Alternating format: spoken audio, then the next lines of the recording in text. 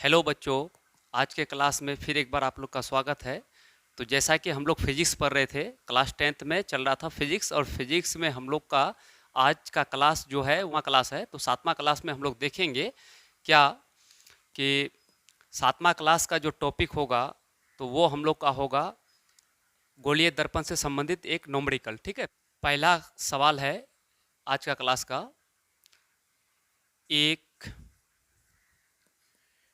एक गोलीय दर्पण की फोकस दूरी फोकस दूरी फोकस दूरी 10 सेंटीमीटर 10 सेंटीमीटर है तो उसकी उसकी वक्रता त्रिज्या कितनी होगी कितनी होगी। तो बच्चों, आज का सातवां क्लास में पहला क्वेश्चन ये रहा, क्योंकि हमने न्यूमेरिकल छठा क्लास में करा दिया था। ठीक है, तो एक ये आप लोग के लिए है, तो इसका जवाब आप लोग दे ही सकते हैं। क्या होगा, हमको सीधा सीधा सवाल बोल रहा है, क्या बोल रहा है कि एक गोलीय दर्पण की फोकस दूरी क्या है, फोकस दूरी कितना है, 10 सेंटीमीटर है, तो उसकी वक्रता त्रिज्या कितनी होगी। तो हम कहे थे आप लोगों को, क्या कहे थे कि जब भी f का मान दिया हुआ रहे, जब भी f यानी फोकस दूरी का मतलब f फोकस दूरी दे रखेगा और हमको त्रिज्या निकालने बोलेगा, तो हम सीधा सीधी क्या कर देंगे, यानी कि डबल कर देंगे। जब भी त्रिज्या का मान निकालने बोलेगा तो हम जितना फोकस दे रखेगा हम उसको डबल कर देंगे। 10 है तो 20 हो जाएगा, 10 है तो 20 हो जाएगा, तो इसका 20 सेंटीमीटर आंसर होगा। ये मौखिक बनने वाला है। जैसा कि हम लोग इस न्यूमेरिकल को देखेंगे तो यहाँ पर क्या है, यानी फोकस दूरी क्या है, फोकस दूरी। तो फोकस दूरी को हम लोग सूचित करते हैं f से। तो f बराबर कितना है, 10 सेंटीमीटर, और हमको निकालने बोला है क्या, r बराबर वाट, तो r निकालना है।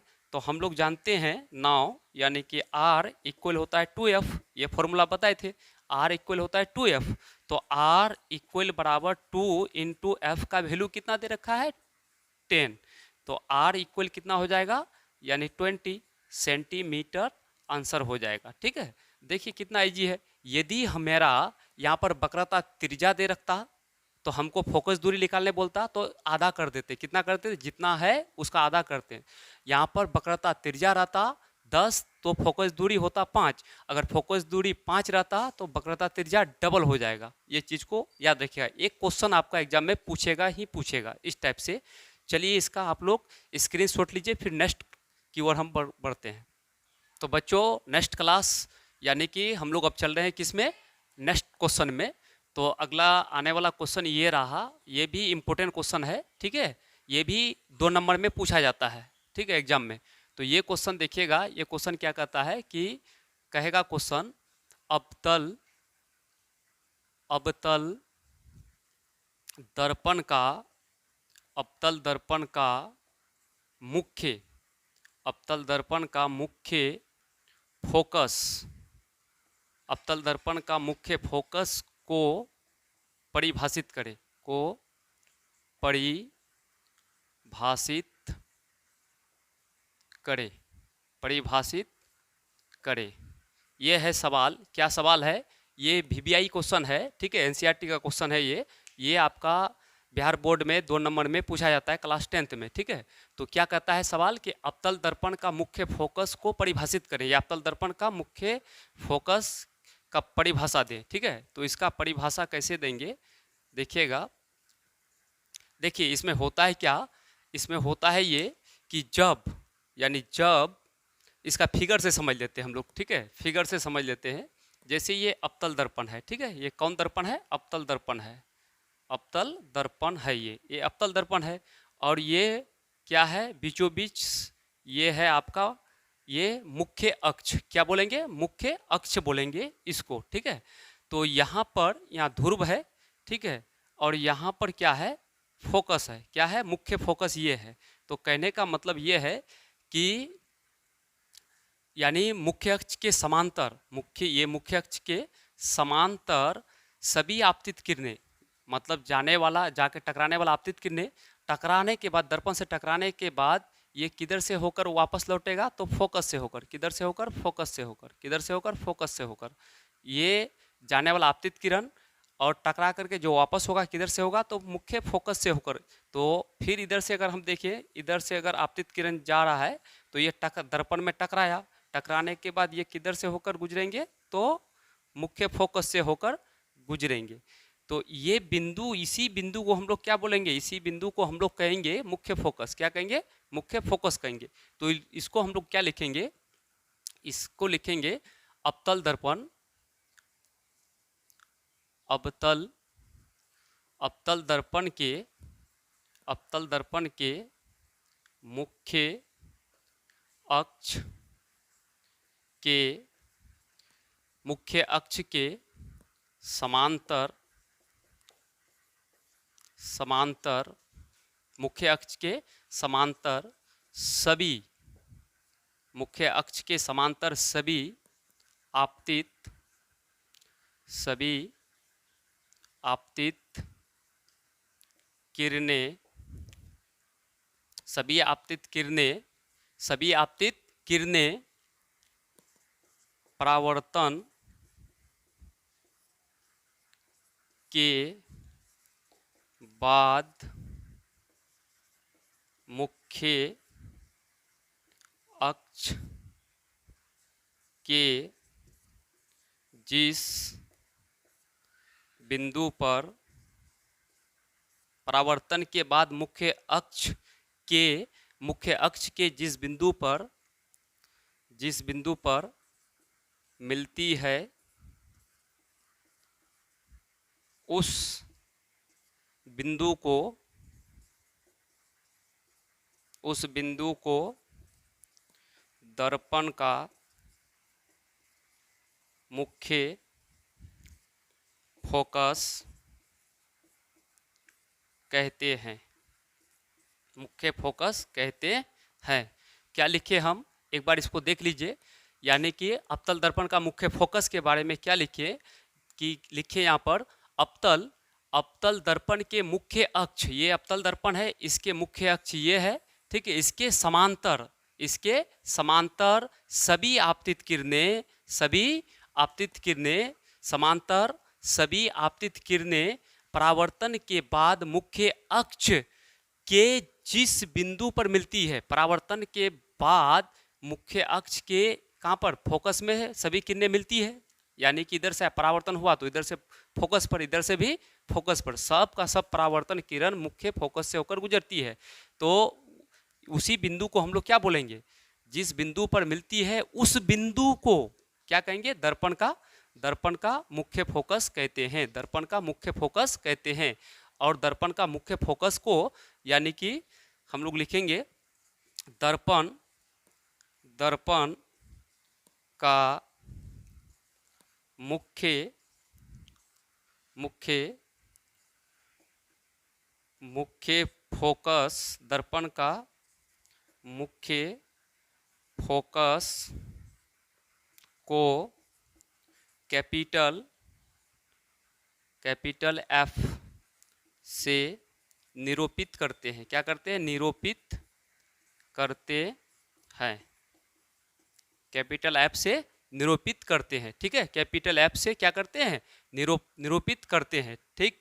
और अवतल दर्पण का, अवतल दर्पण का मुख्य फोकस वास्तविक होता है। क्या होता है, वास्तविक, क्योंकि दर्पण के सामने है तो वास्तविक होगा। और उत्तल दर्पण का मुख्य फोकस क्या होता है, दर्पण के पीछे होता है। दर्पण के पीछे होगा तो क्या होगा, यानी कि आभासी होगा। चलिए इसका आप लोग स्क्रीनशॉट लीजिए, फिर अगला क्वेश्चन में चलते हैं हम लोग। तो बच्चों अब हम लोग नेक्स्ट क्वेश्चन देखेंगे। VBI क्वेश्चन है जो कि 2 नंबर में आ सकता है आप लोग को, ठीक है। तो देखिए क्वेश्चन क्या है, क्वेश्चन ये आप लोग के सामने है, ये पूरा NCERT का क्वेश्चन है। क्वेश्चन है हम वाहनों, वाहन का मतलब गाड़ियों, हम वाहनों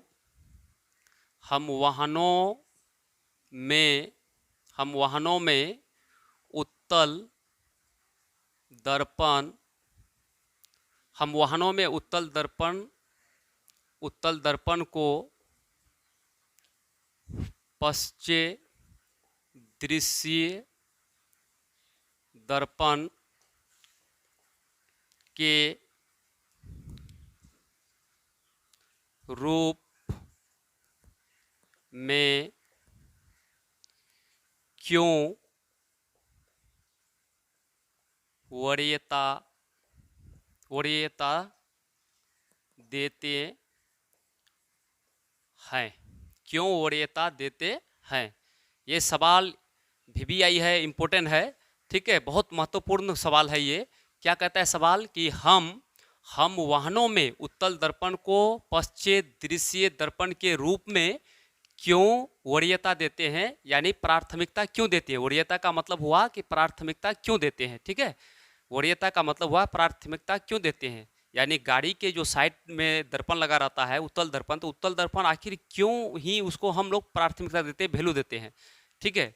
तो आइए इसका आंसर बिल्कुल आसान भाषा में लिखेंगे। हम लोग क्यों देते हैं, हम लोग क्यों देते हैं, इसलिए देते हैं क्योंकि उत्तल दर्पण में हमेशा प्रतिबिंब कैसा बनता है, सीधा बनता है, आभासी बनता है और वस्तु से छोटा बनता है, और इसका साथ ही इनका दृष्टि क्षेत्र जो होता है ना बहुत बड़ा होता है, दृष्टि क्षेत्र बहुत बड़ा होता है, यानी कि कोई वस्तु काफ़ी दूर है तो उस वस्तु को दूर से हम अपना दर्पण में देख लेंगे कि कोई वस्तु आ रहा है, तो हम सावधानी पूर्वक अपना ड्राइव कर सकते हैं, ठीक है, इसलिए इसका इस्तेमाल हम लोग करते हैं। तो आइए इसको लिखते हैं हम लोग, क्या यहाँ लिखेंगे क्योंकि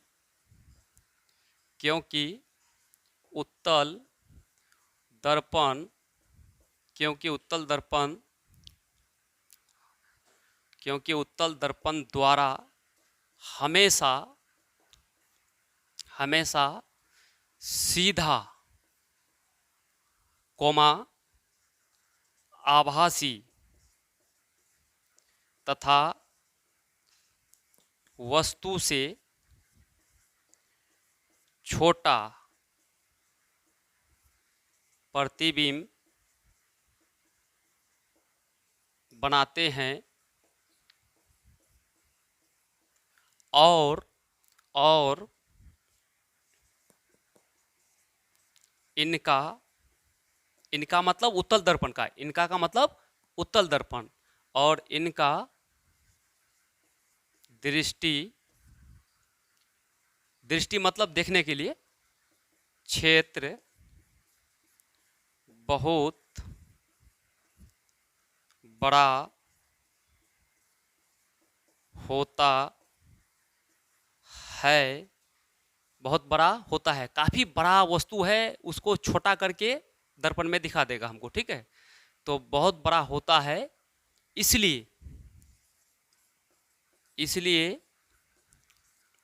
इसलिए हम वाहनों में उत्तल दर्पण को पश्चे दृष्टि दर्पण के रूप में वरीयता का मतलब प्राथमिकता देते हैं। प्यारे बच्चों एक बार समझिएगा क्या है, बिल्कुल आसान भाषा में लिखे हैं कि आखिर हम वरीयता प्राथमिकता उत्तल दर्पण को क्यों देते हैं साइड मिरर के रूप में, क्योंकि उत्तल दर्पण द्वारा हमेशा प्रतिबिंब कैसा बनता है, सीधा बनता है, प्रतिबिंब सीधा और आभासी, उसके बाद वस्तु से छोटा। अगर कोई पीछे से कोई वस्तु बड़ा ट्रक आ रहा है, बहुत बड़ा है, तो दर्पण तो छोटा है, लेकिन उसका उत्तल दर्पण का दृष्टि बहुत बड़ा होता है, यानी जितना बड़ा वस्तु रहेगा उसका प्रतिबिंब जो इमेज बनेगा वो क्या होगा कि बहुत छोटा करके हमको दिखा देगा कि वस्तु आ रहा है, इसलिए हम लोग देख लेंगे, इसलिए हमको क्या होता है, आसानी होता है देखने में। तो अगर कोई अवतल दर्पण इस्तेमाल करते उसमें अगर बड़ा दिखाई देता है तो पूरा तो वस्तु दर्पण में नहीं आता, उसका प्रतिबिंब नहीं आता, इसलिए वो सुविधाजनक नहीं है, समतल दर्पण नहीं है। समतल दर्पण भी सुविधाजनक नहीं है क्योंकि वो बराबर बनाएगा। अब दर्पण मेरे पास छोटा है, ठीक है, छोटा दर्पण है, अब वहाँ पर कोई बड़ा ट्रक आ रहा है तो उस दर्पण में उतना प्रतिबिंब आएगा नहीं। और समतल दर्पण क्या करता है, हमेशा किसी वस्तु का प्रतिबिंब को छोटा करके दिखा देता है, जितना बड़ा वस्तु रहेगा उसको छोटा करके दर्पण में दिखा देगा, इसलिए हम लोग इसका इस्तेमाल करते हैं। तो यहाँ पर लिखेंगे क्या कि उत्तल दर्पण द्वारा हमेशा सीधा सीधा आभासी तथा वस्तु से छोटा प्रतिबिंब बनाते हैं, और इनका मतलब उत्तल दर्पण का दृष्टि क्षेत्र बहुत बड़ा होता है, इसलिए हम वाहनों में उत्तल दर्पण को पश्चिम दृष्टि यानी पीछे देखने के रूप में वरीयता या प्राथमिकता देते हैं। चलिए इसका आप लोग स्क्रीनशॉट लीजिए, फिर हम आगे बढ़ते हैं। बच्चों अब हम लोग सबसे इम्पोर्टेंट बात समझेंगे जो कि बहुत कंफ्यूज करता है, इस सवाल को करेंगे तो कंफ्यूज कर देता है बच्चों को। चलिए उसको हम ऐसा आप लोग को समझाते हैं कि कभी उसमें सस्पेंशन नहीं रहेगा, डाउट नहीं रहेगा। तो बिल्कुल ध्यान से देखिएगा, आप जब वीडियो देखते हैं तो पूरा देखिए तभी समझ में आएगा। तो पूरा ध्यान लगा के देखिए, यहाँ पर क्या होगा इस चीज को हम लोग समझेंगे।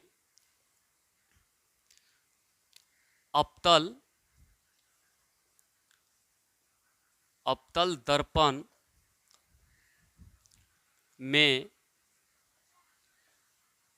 वस्तु द्वारा बने प्रतिबिंब की स्थिति या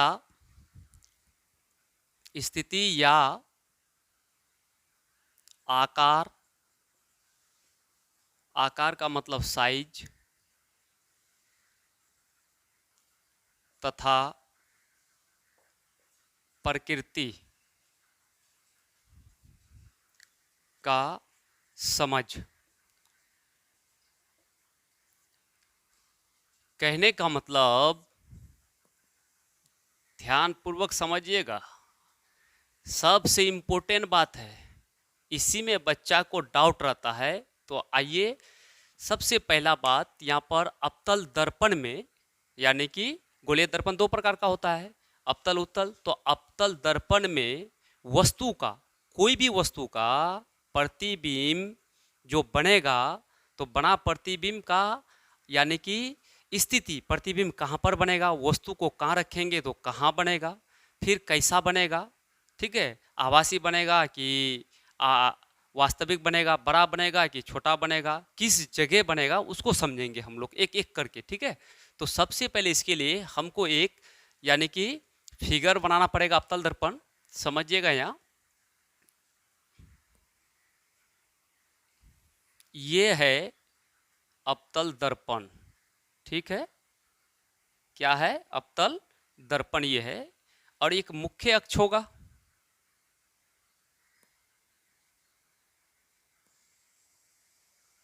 बिल्कुल बीचों बीच ये मुख्य अक्ष है, और यहाँ पर क्या होगा, P यानी ध्रुवपोल होगा, ठीक से इस बिंदु पर।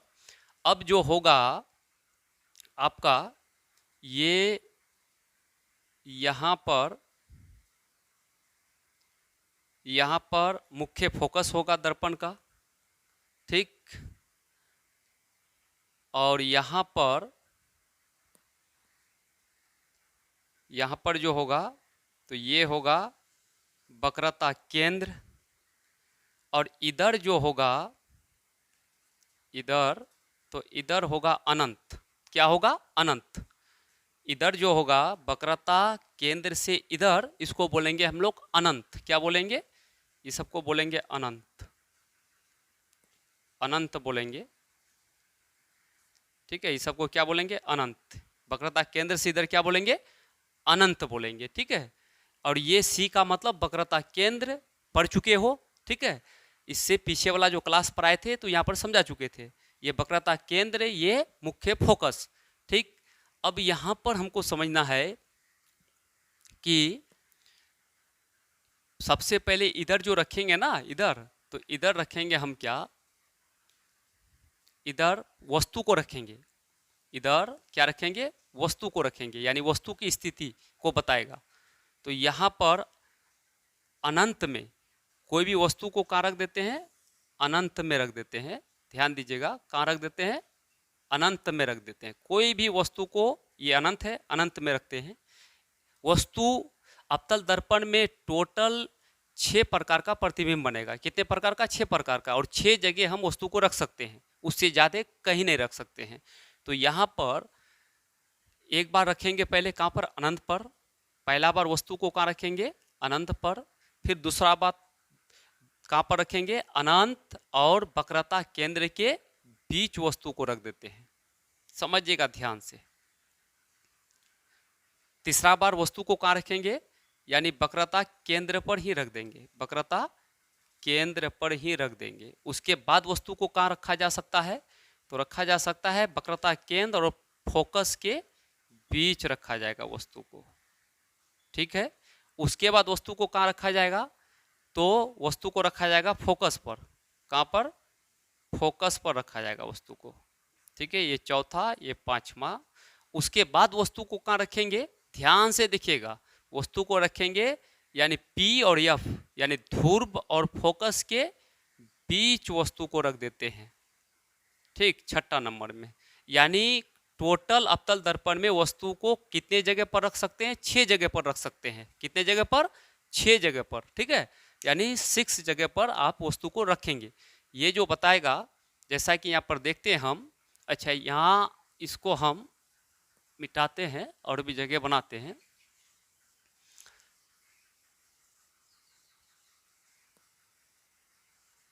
देखिए, इधर जो बताएगा 1 2 3 4 5 6, ये सब क्या बताएगा, वस्तु की स्थिति, वस्तु की स्थिति यानी जगह, वस्तु की स्थिति को बता रहा है ये सब। ठीक है। और इधर जो नीचे बताएगा, अच्छा, अब नीचे जो बताएगा तो ये बनाएगा प्रतिबिंब की स्थिति, यानी प्रतिबिंब की स्थिति को बताएगा। तो इसको ऐसे पहले बड़ा, इसको सबसे बड़ा कीजिएगा, उसके बाद थोड़ा सा छोटा, फिर थोड़ा छोटा, फिर इससे थोड़ा ये छोटा, इससे ये थोड़ा छोटा, इससे ये थोड़ा छोटा। ठीक है, यानी डाउन करते हुए जाइएगा। अब इधर जो बनेगा प्रतिबिंब बनेगा। तो कहने का मतलब, वो सबसे पहले देखिए, माइंड में आप लोग बैठा लीजिए, माइंड में बैठा लीजिए बात, क्या बैठा लीजिए कि अवतल दर्पण में वस्तु को कहाँ कहाँ रख सकते हैं। तो यहाँ से गिनती कीजिएगा, अनंत में, कहाँ पर, अनंत में। उसके बाद अनंत और वक्रता केंद्र के बीच रखते हैं, फिर वक्रता केंद्र पर रखेंगे, फिर वक्रता केंद्र और F के बीच रखेंगे, फिर F पर रखेंगे, फिर F और P के बीच रखेंगे। सबसे पहले आप ये मुख्य अक्ष में, यहाँ तक तो आपको पता है कि यहाँ होता है ध्रुव, यहाँ होता है मुख्य फोकस, यहाँ होता है वक्रता केंद्र, और इधर होता है अनंत। क्या होता है, अनंत। तो सबसे पहले वस्तु को रखेंगे कहाँ पर, वस्तु को रखेंगे हम अनंत पर। फिर अनंत के बाद वस्तु को कहाँ रख सकते हैं, तो वक्रता केंद्र और अनंत के बीच रखेंगे। कहाँ रखेंगे, वक्रता केंद्र और अनंत के बीच रखेंगे। देखिएगा, रख दिए। फिर वस्तु को कहाँ रखेंगे, तो वक्रता केंद्र पर रखेंगे। फिर वस्तु को कहाँ रखेंगे, तो वक्रता केंद्र और मुख्य फोकस के बीच रखेंगे। ठीक है, फिर वस्तु को कहाँ रखेंगे, मुख्य फोकस पर रखेंगे। फिर कहाँ रख सकते हैं, तो हम रख सकते हैं मुख्य फोकस और ध्रुव के बीच रखेंगे वस्तु को। तो ये आप माइंड में पहले बैठा लीजिए इस तरह से। उसके बाद जो प्रतिबिंब बनेगा ना, तो ई 5 नंबर के सीधा सीधा कर दीजिएगा 1 नंबर। ठीक है, और 4 नंबर के सीधा कर दीजिएगा, सीधा कर दीजिएगा। अब ये छोटा, तो ये छोटा होगा, ये थोड़ा बढ़ेगा उससे। ठीक है, थोड़ा सा बढ़ेगा, ये 2 नंबर। और यहाँ बिल्कुल क्या हो जाएगा, बराबर हो जाएगा, जितना ऊपर है उतना नीचे बराबर हो जाएगा। ये हो जाएगा 3 नंबर। ठीक है, इधर से उल्टा लिखिएगा, इधर से 1 2, इधर से 1 2, इधर से लिखते जाइएगा। और यहाँ पर क्या कीजिएगा, वस्तु से थोड़ा बड़ा कर दीजिएगा। ठीक है, क्या कर दीजिएगा, बड़ा कर दीजिएगा। और ये हो जाएगा आपका क्या, 4 नंबर। और यहाँ पर और बड़ा कर दीजिएगा, ये हो जाएगा 5 नंबर। और 6 नंबर जो है, ये 6 नंबर का 6 नंबर दर्पण के पीछे कीजिएगा, दर्पण के पीछे, दर्पण के पीछे कीजिएगा, दर्पण के पीछे 6 नंबर को ऐसे कर दीजिएगा, ठीक है। दर्पण के पीछे 6 नंबर रखिएगा। यानी अवतल दर्पण में टोटल कितने प्रकार का प्रतिबिंब बनता है? 6 प्रकार का प्रतिबिंब बनता है। 6 में से यानी 5 जो प्रतिबिंब बनेगा, 6 में से 5 प्रतिबिंब किधर बनेगा? दर्पण के आगे बनेगा। 1 2 3 4 5, यानी कि टोटल अवतल दर्पण में 6 प्रकार का प्रतिबिंब बनता है। उस 6 प्रकार में से 5 प्रकार दर्पण के आगे बनेगा। केवल एक ही प्रकार ऐसा है जो दर्पण के पीछे बनेगा, जो दर्पण के पीछे एक ही प्रकार का बनेगा, ठीक। तो कब बनता है दर्पण के पीछे? जब दर्पण के ध्रुव और मुख्य फोकस के बीच वस्तु को रखते हैं, तब प्रतिबिंब दर्पण के पीछे बनता है, आभासी बनता है, बड़ा बनता है, ठीक है, उसको याद रखिएगा। तो यहाँ पर अब देखिए, इधर जो नीचे है ना, ये प्रतिबिंब की स्थिति को बताता है। प्रतिबिंब ये सब 1 2 3 4 5 ये सब प्रतिबिंब की स्थिति को बताता है। और पीछे वाला प्रतिबिंब, प्रतिबिंब की स्थिति, प्रतिबिंब की स्थिति, ठीक है, प्रतिबिंब की स्थिति को बताएगा। अब यहाँ पर जो है ये प्रतिबिंब की स्थिति, ये वस्तु की स्थिति, यानी कि ऊपर ये सब 1 2 3 ये सब वस्तु को रखे हैं। किसको रखे हैं? वस्तु को रखे हैं। और इधर जो ये बना है, ये प्रतिबिंब बना है। क्या बना है? प्रतिबिंब बना है। तो कहने का मतलब ऐसे है कि अगर वस्तु, सुनिएगा एकदम, इसको माइंड में नोट कर लीजिए, अगर वस्तु अनंत पर रखते हैं तो प्रतिबिंब कहाँ पर बनेगा? फोकस पर बनेगा, ठीक है। अगर प्रतिबिंब अनंत तथा वक्रता केंद्र के बीच रखेंगे, और रखे हैं 2 नंबर पर वस्तु को, तो प्रतिबिंब कहाँ बनेगा? तो प्रतिबिंब बनेगा फोकस और वक्रता केंद्र के बीच बनेगा। वस्तु को वक्रता केंद्र पर रखेंगे तो प्रतिबिंब कहाँ बनेगा? तो प्रतिबिंब बनेगा जाकर के वक्रता केंद्र पर ही बनेगा, 3 का 3 नंबर, ठीक। जब आमने सामने बनता है तो प्रतिबिंब और वस्तु बराबर होता है, ठीक है। फिर अगर प्रतिबिंब को वक्रता केंद्र और फोकस के बीच रखते हैं तो प्रतिबिंब कहाँ बनेगा? जब वस्तु को वक्रता केंद्र और फोकस के बीच रखते हैं तो प्रतिबिंब बनता है वक्रता केंद्र और अनंत के बीच बनेगा, ठीक है। जब वस्तु को हम फोकस पर रखते हैं, फोकस पर रखते हैं तो मेरा प्रतिबिंब बनता है अनंत पर। जब वस्तु को हम फोकस और ध्रुव के बीच रखते हैं तो 6 नंबर का उस पर बनेगा, दर्पण के पीछे बनेगा, ठीक है, तब आभासी हो जाएगा। तो इस चीज को आप बढ़िया से फिगर बना लीजिएगा, साफ सुथरा। और देखिए हम लिखते हैं, हम इसके बारे में यहाँ देखिएगा, पहला कंडीशन का लिखते हैं, पहला नंबर का क्या लिखते हैं? पहला नंबर का अवतल दर्पण में, अवतल दर्पण में, अवतल दर्पण में, अवतल दर्पण में, अवतल दर्पण में जब वस्तु, अवतल दर्पण में जब वस्तु अनंत पर हो, यहां से स्टार्ट करते हैं 1 नंबर से, ठीक है। अनंत, अनंत पर, अनंत पर हो तो, यानी कहने का मतलब एक एक पॉइंट आपका कॉन्सेप्ट को क्लियर करेगा और एक भी सवाल एग्जाम में छोड़ के नहीं आएंगे, ये मेरा गारंटी है, ठीक। इसके बाद कभी भी डाउट नहीं रहेगा। अवतल दर्पण में जब वस्तु अनंत पर हो तो या तब, तब प्रतिबिंब, तब प्रतिबिंब, ध्यान दीजिएगा, तब प्रतिबिंब, तब प्रतिबिंब कैसा होगा? तब प्रतिबिंब कहाँ पर बनेगा, कैसा बनेगा, सब चीज यहाँ पर क्लियर होगा, ठीक है। तब प्रतिबिंब कैसा होगा, कहाँ पर बनेगा। तो कहने का मतलब, अगर सवाल पूछेगा कि अवतल दर्पण में वस्तु को अनंत पर रखने पर प्रतिबिंब का स्थिति, प्रकृति, आकार कैसा होगा, आपको बताना है। तो ये आप माइंड ये नोट कर लीजिए और जब याद रहेगा तो पूरा बता दीजिएगा। अवतल दर्पण में जब वस्तु अनंत पर होता है तब प्रतिबिंब कहाँ पर बनेगा? तो प्रतिबिंब देखिए, वस्तु को अनंत पर रखे हैं तो प्रतिबिंब 1 नंबर का 1 नंबर में बना है। तो प्रतिबिंब कहाँ पर बना है? फोकस पर बना है। प्रतिबिंब कहाँ पर बना है? फोकस पर बना है। तो पहला ये पॉइंट, पहला पॉइंट क्या याद रखेंगे? पहला पॉइंट में प्रतिबिंब कहाँ पर बनेगा? प्रतिबिंब, अभी जो पढ़ रहे हैं हम लोग प्रतिबिंब, तो प्रतिबिंब कहाँ पर बनेगा? तो फोकस पर बनेगा, यानी मुख्य फोकस। प्रतिबिंब कहाँ पर होगा या कहाँ पर बनेगा? तो मुख्य फोकस। मुख्य फोकस, अच्छा मुख्य फोकस का मतलब एफ, केवल एफ लिख देने से काम चल जाएगा। एफ का मतलब होता है मुख्य फोकस, एफ का मतलब होता है मुख्य फोकस। ठीक है, ये सब पूरा हम लिखा दिए हैं, आप पीछे वाला क्लास में जाके देखिएगा। कहाँ पर होगा? तो मुख्य फोकस पर होगा, मुख्य फोकस पर बनेगा। आपको सवाल पूछेगा कि अवतल दर्पण में जब वस्तु को अनंत पर रखा जाता है तब प्रतिबिंब कहाँ पर बनता है? तो बताना है मुख्य फोकस पर बनता है। दूसरा बात, जब मुख्य फोकस पर बनेगा तो दर्पण के सामने बनेगा। दर्पण के सामने। कहाँ, किधर बनेगा? दर्पण के पीछे या आगे? तो दर्पण के आगे या सामने, ठीक है, सामने या आगे भी बोल सकते हैं, सामने या फिर आगे, दर्पण के आगे बनेगा। ठीक है, इधरे बना है ना, इधरे बना है तो ये आगे हुआ दर्पण के।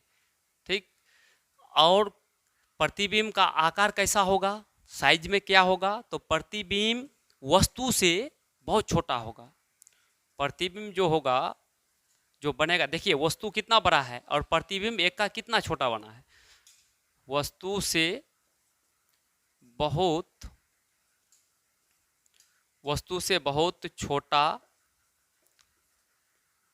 से बहुत छोटा होगा, वस्तु से बहुत छोटा।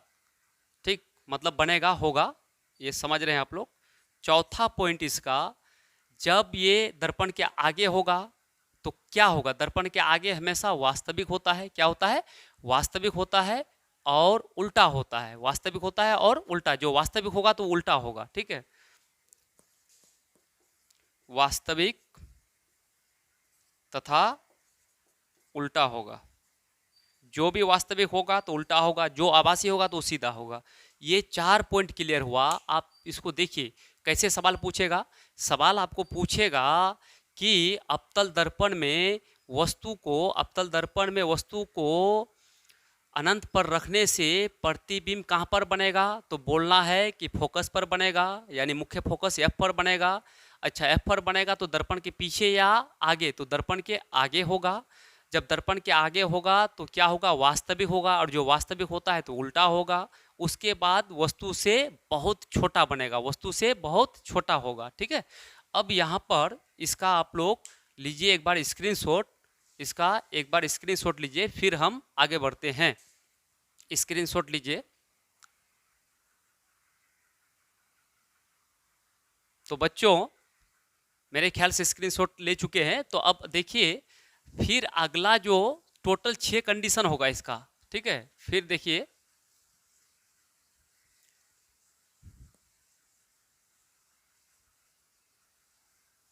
अब हम लोग देखेंगे क्या,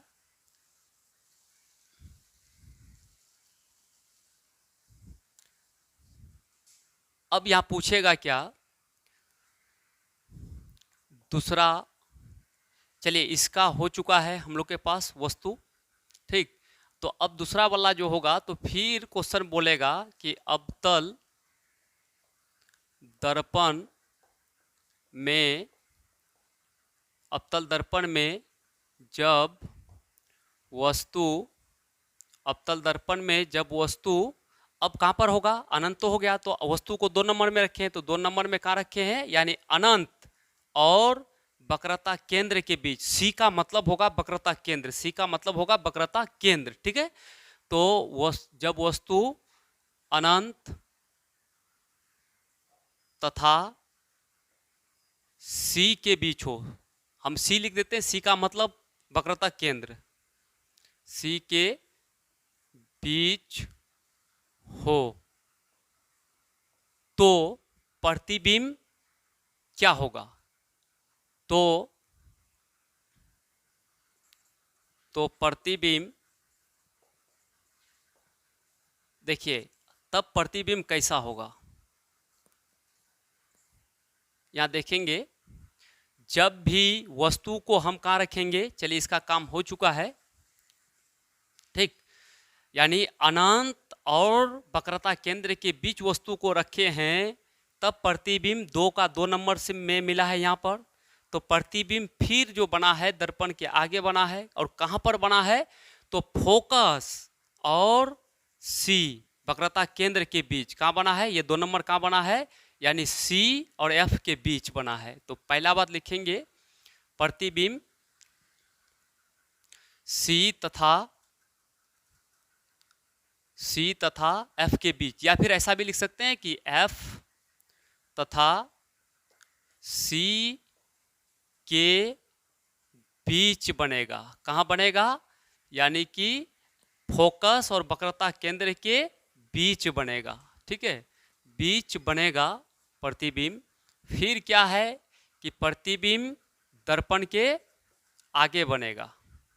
प्रतिबिंब दर्पण के आगे बनेगा। प्रतिबिंब दर्पण के आगे बनेगा, दर्पण के आगे बनेगा। जब दर्पण के आगे बनेगा तो साइज में, आकार में क्या होगा, यानी कि इधर से छोटा छोटा छोटा बराबर बड़ा होते गया, इधर से बड़ा से छोटा होते गया। तो यहाँ पर क्या होगा कि वस्तु से छोटे बनेगा। ठीक है, वस्तु से छोटा ही बनेगा, वस्तु से छोटा होगा, प्रतिबिंब वस्तु से छोटा होगा। ठीक है, जब फिर आगे बना, दर्पण के आगे बना, तो प्रतिबिंब कैसा होगा, वास्तविक तथा उल्टा होगा। वास्तविक तथा उल्टा होगा। बच्चों एक बार देखिए इसका, आप लोग स्क्रीनशॉट लीजिए, फिर हम आगे बढ़ते हैं, तीसरा कंडीशन पर चलेंगे। एक बार इसका स्क्रीनशॉट ले लीजिए। चलिए हम आगे बढ़ते हैं। आगे देखेंगे क्या कि आगे देखते हैं हम अवतल दर्पण में, ये तीसरा कंडीशन स्थिति देखेंगे इसका। तीसरा नंबर में अवतल दर्पण में जब वस्तु अब कहाँ पर रखेंगे, देखिए तीसरा नंबर में यहाँ रखे हैं। चलिए इसका भी काम हो चुका है। ठीक, और इधर से भी काम हो चुका है 2 नंबर तक। ठीक है, यहाँ पर एफ था। ठीक, अब हम वस्तु को कहाँ रखेंगे, तो सी पर रखते हैं। कहाँ पर रखते हैं, सी पर रखते हैं। तो जब वस्तु वक्रता केंद्र पर हो, जब वस्तु सी पर हो, सी का मतलब वक्रता केंद्र, जब वस्तु सी पर हो तो प्रतिबिंब कैसा होगा, देखिए ध्यान से। तो प्रतिबिंब जो होगा, देखिए 3 नंबर का 3 नंबर यहाँ बना है। ठीक है, तो प्रतिबिंब कहाँ पर बनेगा, यानी वक्रता केंद्र पर ही बनेगा। प्रतिबिंब कहाँ बनेगा, वक्रता, सी का मतलब वक्रता केंद्र पर बनेगा। फिर दर्पण के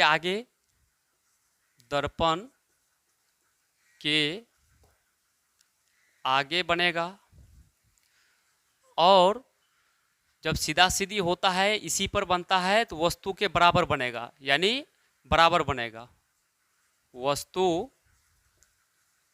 के बराबर बनेगा। बराबर का मतलब समान बनेगा। ठीक है, और जब आगे हुआ दर्पण के, तो क्या होगा, वास्तविक तथा उल्टा होगा। क्या होगा, वास्तविक तथा उल्टा होगा।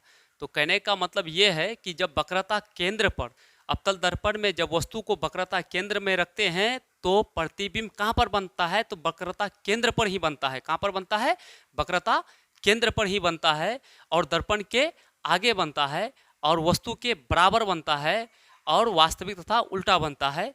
एक बार इसका आप लोग स्क्रीनशॉट लीजिए, फिर हम आगे चलेंगे। चलिए अब देखते हैं हम लोग। देखिएगा बच्चों, अब जो यहाँ पर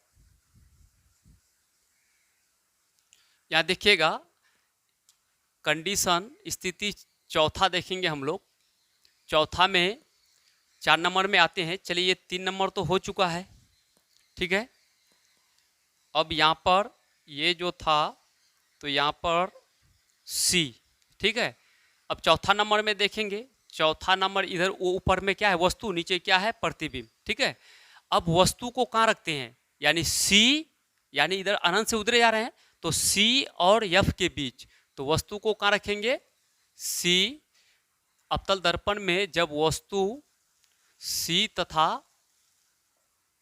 एफ के बीच हो तो, जब वस्तु वक्रता केंद्र और मुख्य फोकस के बीच हो तो प्रतिबिंब कहाँ बनेगा, 4 नंबर में वस्तु है तो 4 नंबर में प्रतिबिंब बना है, तो प्रतिबिंब बना है कहाँ, प्रतिबिंब बना है आपका जाकर के अनंत, अनंत इधर अनंत है, अनंत और वक्रता केंद्र के बीच, अनंत अनंत वक्रता केंद्र के बीच, तो कहाँ बनेगा, यानी अनंत तथा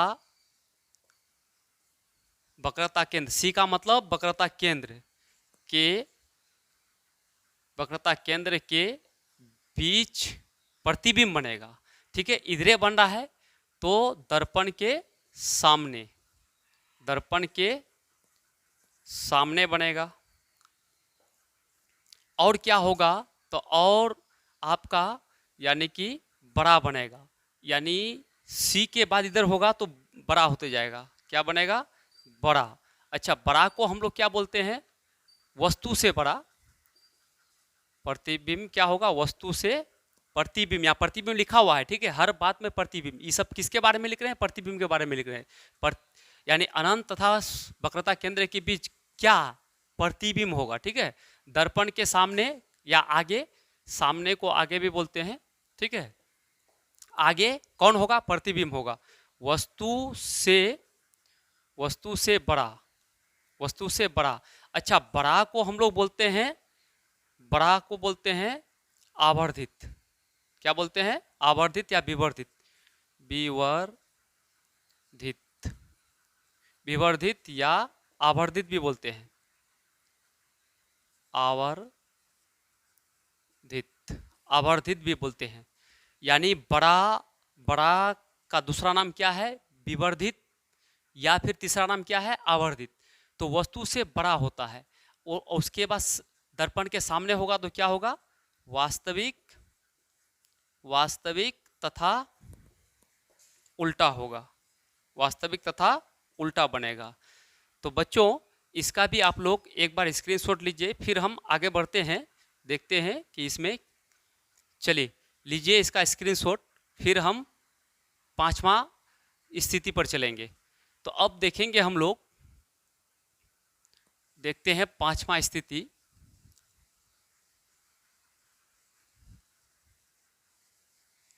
पांचवा में वस्तु को कहाँ रखे हैं, अवतल दर्पण में जब वस्तु, अब वस्तु को 5 नंबर में देखिए कहाँ पर रखे हैं, तो वस्तु को रखे फोकस पर, कहाँ रखे हैं, ये 4 वाला काम हो चुका है। ठीक है, अब ये 4 वाला हो चुका है।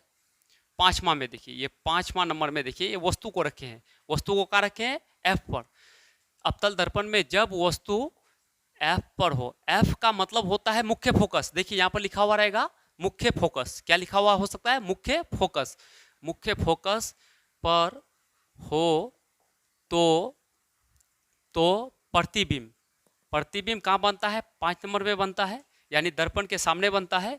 तो कहाँ बना, या अनंत पर बना, ये 5 का 5 इधर देखिएगा तो कहाँ पर बना, अनंत पर बना। प्रतिबिंब कहाँ बना, वस्तु को हम फोकस में रखते हैं तो प्रतिबिंब अनंत में बनता है, तो प्रतिबिंब कहाँ बनेगा, अनंत पर बनेगा, अनंत पर बनेगा, और दर्पण के आगे बनेगा, दर्पण के आगे बनेगा। ठीक है, दर्पण के आगे बनेगा। उसके बाद जब दर्पण के आगे बनेगा तो अब देखिए वस्तु छोटा है लेकिन प्रतिबिंब बड़ा है, तो प्रतिबिंब वस्तु से बहुत बड़ा बनेगा, बहुत, वस्तु से बहुत बड़ा बनेगा या होगा। ठीक है, अब यहाँ पर आगे बना तो वास्तविक, प्रतिबिंब का प्रकृति कैसा होगा, वास्तविक तथा उल्टा होगा, उल्टा होगा। देखिए वास्तविक उल्टा, वास्तविक उल्टा, दर्पण के आगे, दर्पण के आगे 5 5 जगह हम लोग रखे वस्तु को, पांचों जगह का प्रतिबिंब जो बना दर्पण के आगे बना, दर्पण के आगे। सिर्फ एक ही ऐसा है, एक जगह ऐसा है जो कि अवतल दर्पण में प्रतिबिंब दर्पण के पीछे बनता है, वो एक जगह स्पेशल हो जाता है। तो वो कहाँ होता है, यानी फोकस और ध्रुव के बीच। जब अवतल दर्पण में, जब अवतल दर्पण में वस्तु को ध्रुव और फोकस के बीच रखते हैं, तब प्रतिबिंब दर्पण के पीछे बनता है। जब पीछे बनेगा तो बड़ा बनेगा, आभासी बनेगा, सीधा बनेगा। ठीक है, तो आप लोग इसका भी स्क्रीनशॉट लीजिए, फिर हम आगे बढ़ते हैं। चलिए, अब लास्ट वाला इसका अवतल दर्पण का हम लोग देखेंगे। हम कहा था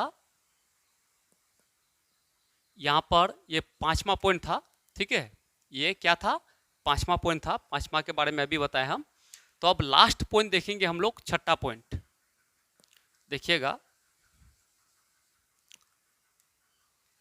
6ठा पॉइंट में देखेंगे हम लोग,